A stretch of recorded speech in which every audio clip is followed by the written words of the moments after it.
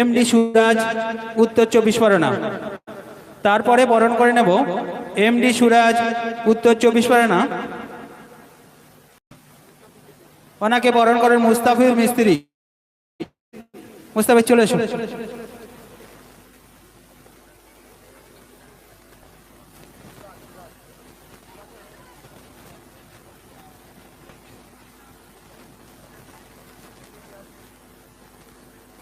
তারপরে আমরা বরণ করে নেব এমডি ইয়াজুল ইসলাম।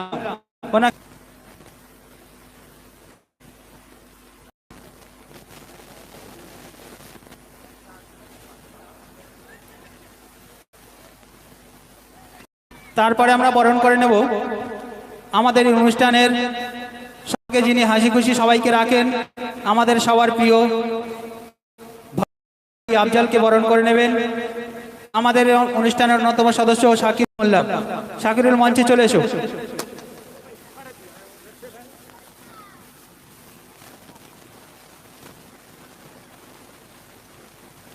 ধন্যবাদ।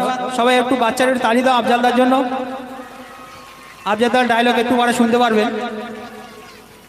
এবার আমরা বরণ করে নেব আমাদের সবার প্রিয় শিল্পী এমএসটি ইসিকা সুলতানার আব্বাজানকে বরণ করে নেবেন। আমাদের এই অনুষ্ঠানের সঙ্গের অন্যতম সদস্য মুস্তাকিম ব্যাচ দিয়ে বরণ করে নেবেন।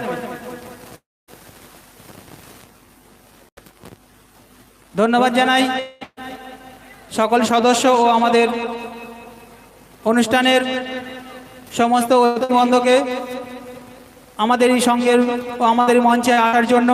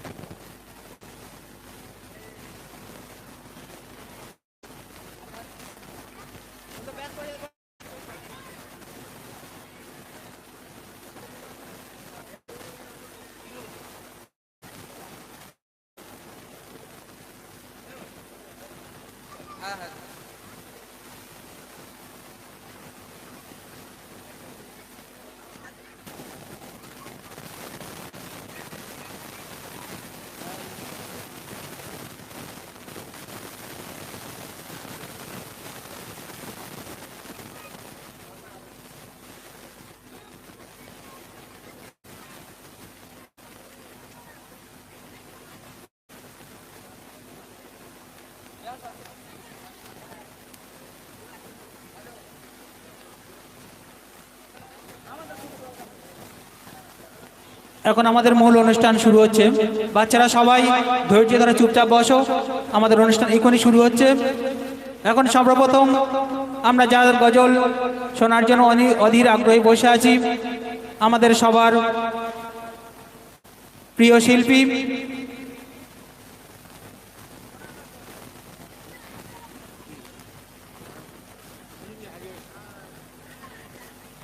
এখন আমি মাইক্রোফোন ট্রান্সফার করছি আমাদের ভয়েস সম্রাট এমডি আফজল ভাই এই অনুষ্ঠানটি পরিচালনা করবেন।